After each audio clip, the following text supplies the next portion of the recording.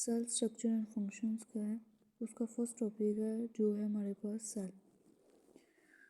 Cell के बारे में तो हम सारे 9-10 में भी जानते हैं कि सेल क्या है। आज हम उसे थोड़ा सा ब्रीफली डिस्कवर कर लेंगे, ठीक है। सेल को सबसे पहले देखें सेल की डेफिनेशन क्या है। सेल हमारे अंदर क्या वर्किंग करता है, इसका क्या कितने कंपोनेंट हैं, वो हम इस चैप्टर में आगे मज़ीद डिटेल से पढ़ेंगे। लेकिन सबसे पहले हम ये जानें कि आखिर सेल क्या है।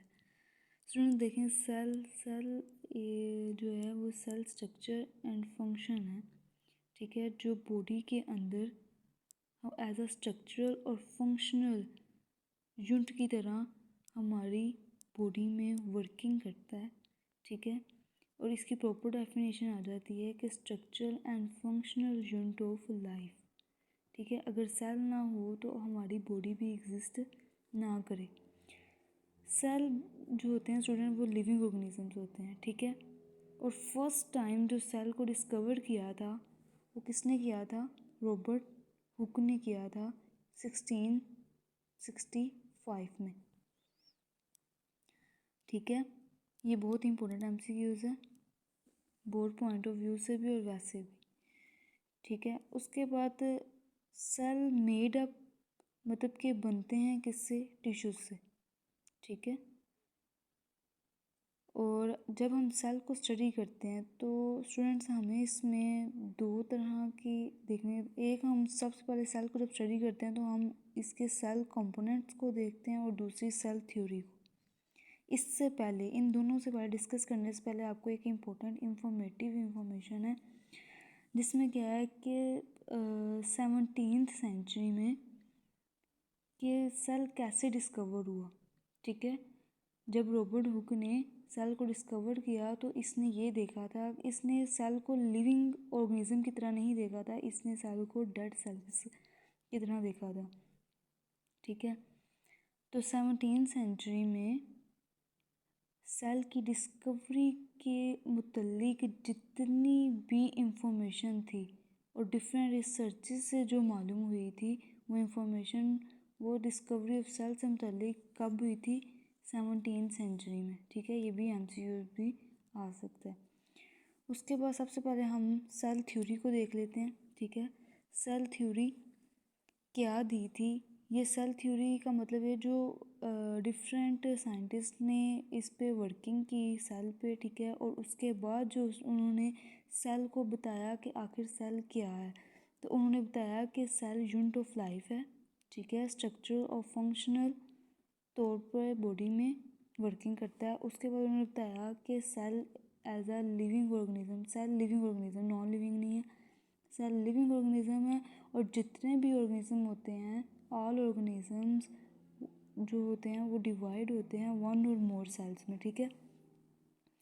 फिर उन्होंने कहा कि ये प्री एग्जिस्टिंग सेल्स है जो डिवाइड होता है सेलुलर डिवीजन से, मतलब कि एक सेल से मिलके बहुत ज़्यादा सेल, मतलब एक सेल है फिर उसको 2 में डिवाइड होगा, फिर 4 में डिवाइड होगा, ऐसे मतलब कि एक से बहुत ज़्यादा सेल्स में डिवाइड होना, ठीक है। उससे हम क्या कहते हैं? पहले सेल से लास्ट सेल तक मतलब कि तादाद का बढ़ना।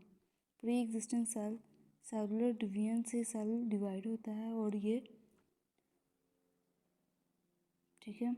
उसके बाद हम सेल थ्योरी हमने देख ली, ये इसके 3 मेन पॉइंट है, ये भी एमसीक्यूज़ में अक्सर पूछे जाते हैं, ठीक है। और ये याद रखने वाले पॉइंट्स हैं, ये पेपर में एज अ शॉर्ट क्वेश्चन भी पूछ लेते हैं कि शॉर्ट क्वेश्चन भी बता दें। तो ये 3 पॉइंट आपने आपकी बुक में ब्रीफली उन्होंने डिस्क्राइब किए हैं, ठीक है। मैंने यहाँ पे सिर्फ पॉइंट्स बना के लिखे हुए हैं, वहाँ पे उन्होंने मतलब कि एज अ स्टेटमेंट दिए हुए हैं। उसके बाद बेटा हम जो है ना स्टूडेंट्स हम देख लेते हैं सेल कंपोनेंट्स को। सेल कंपोनेंट्स में हम बहुत ज़्यादा कंपोनेंट्स हैं सेल के, लेकिन ज़्यादातर फर्स्ट 3 हैं जो ओवरऑल हम देखते हैं। उसमें सबसे पहले हमारे पास आ जाती है आउटर मेम्ब्रेन, ठीक है। आउटर मेम्ब्रेन आ जाती है, आउटर मेम्ब्रेन, फिर कंट्रोल यूनिट और फिर ऑर्गेनाइजेज। आउटर मेम्ब्रेन में सबसे पहले हमारे पास सेल वॉल, और सेल मेम्ब्रेन आती है, ठीक है। और जो क्या करती है, प्रोटेक्ट करती है सेल को, ठीक है। और मतलब कि कवरी बनाती है ऐसे करके, अगर सब एनिमल सेल है तो उसके अंदर ऐसे कवरी बनाती है, ठीक है।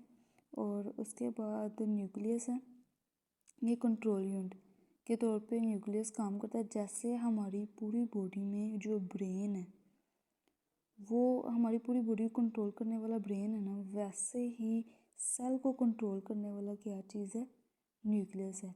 मतलब कि जैसे हमारी पूरी बॉडी को कंट्रोल ब्रेन करता है, वैसे ही सेल के तमाम फंक्शंस को जो कंट्रोल करने वाला यूनिट है उसे हम क्या कहते हैं, न्यूक्लियस।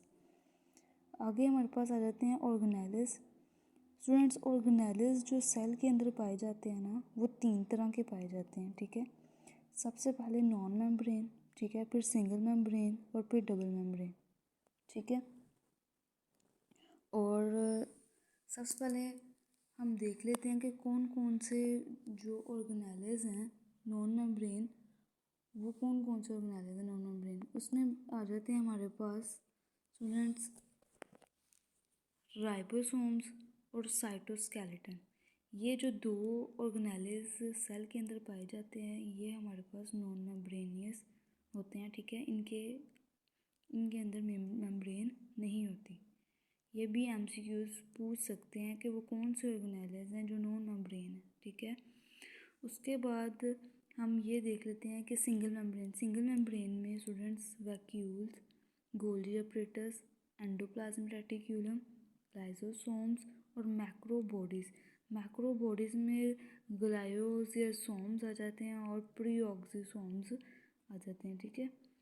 ये भी एमसीक्यूज पूछे जा सकते हैं वो कौन से ऑर्गेनेलिस हैं जो सिंगल मेम्ब्रेन रखते हैं, ठीक है। तो ये आपने याद रखने हैं।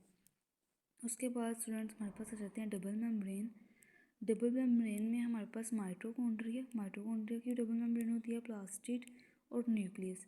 ये जो 3 कंपोनेंट ऑर्गेनेलिस हैं, ये जो हैं ये डबल मेम्ब्रेन बॉन्डेड रखते हैं। ये स्टूडेंट्स आज हमने पढ़े हैं सेल के बारे में, ठीक है। और ये मैं आपको पूरा दिखा देती हूँ इधर, इसका स्क्रीनशॉट ले लें। और जितने भी हमने कंपोनेंट्स पढ़े हैं, non membrane, single membrane, double membrane, इनको हम स्टूडेंट्स आगे ब्रीफली डिस्क्राइब करेंगे अपने आने वाले नेक्स्ट लेक्चर्स में। ये शॉर्टली सा एक पेज पे मैंने सारा ब्रीफली डिस्क्राइब कर दिया सेल को। अगर आप इससे करना चाहें तो आप इसे स्टेटमेंट में भी एज अ लॉन्ग क्वेश्चन भी लिख सकते हैं। इजी वे है और याद करने में भी आपको बहुत आसानी होगी। तो स्टूडेंट, हम अपनी वीडियो का इख्तिताम करते हैं। अब मिलेंगे आपको नेक्स्ट वीडियो में, तब तक के लिए अल्लाह हाफिज़।